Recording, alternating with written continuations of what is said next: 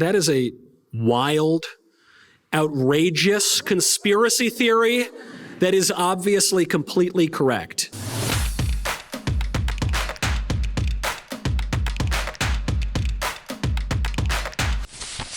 I work as a truck driver. I'm an independent contractor.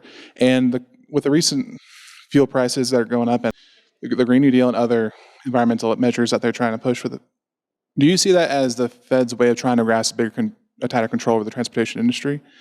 Because of you have a couple of mega companies out there such as Werner or Swift, but most of the trucking companies are either small individual owned companies or maybe a handful of trucks. So, they can't necessarily match the fuel prices or pay to convert their trucks. So do you by any chance see that as a way for the government to control it? Because, if, let's say, Colorado is being bad or Texas is being bad, well, no shipments for you until you comply. Preston, that is a wild, outrageous conspiracy theory that is obviously completely correct.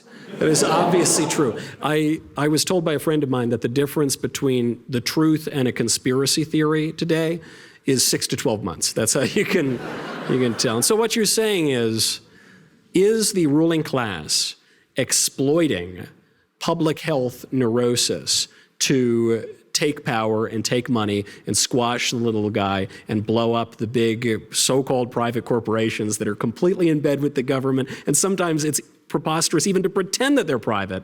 Yes, of course, we know that they're doing that. This lockdown has represented the largest transfer of wealth from the lower classes to the upper classes in the history of the world. Obviously, that's happening right now. And so you're seeing it on a few fronts. You're seeing it on the refusal to do anything about the gas problem. Pete Buttigieg, transportation secretary, he has one solution: buy a Tesla. That's his answer. You can't afford gas? Hey, just buy it doesn't have to be a Model X. It could be a Model S. That's only like 60 grand. That's fine. So there is some incompetence there, but I suspect it's serving their long-term political interests. And certainly this is the case with the mandatory Fauci ouchie. They know that a lot of truck drivers don't want to get it. That's fine. This will very likely accelerate the push toward automation, or at least the push toward these much larger corporations controlling much, much more of the market, as has happened in so many sectors since day one. And so what does this require? I hope you can stick it out. I do. I hope that the smaller businesses can stick it out. I'm not sure if they can or cannot on their own gumption and smarts. Some will and some won't, right? That's the way it's going to happen. But it's not enough merely to say, just fix the culture, or, just look at yourself in the mirror and pull yourself up by your bootstraps.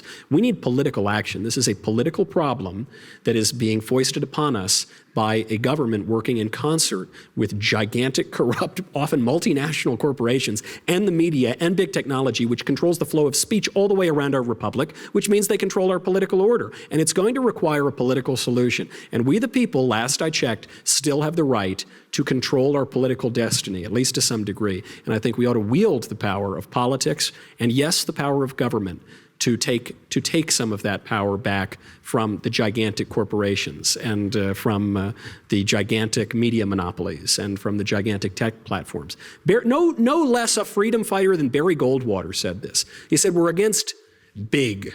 We're against unlimited, especially unlimited power.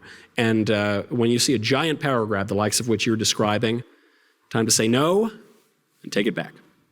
Thank you.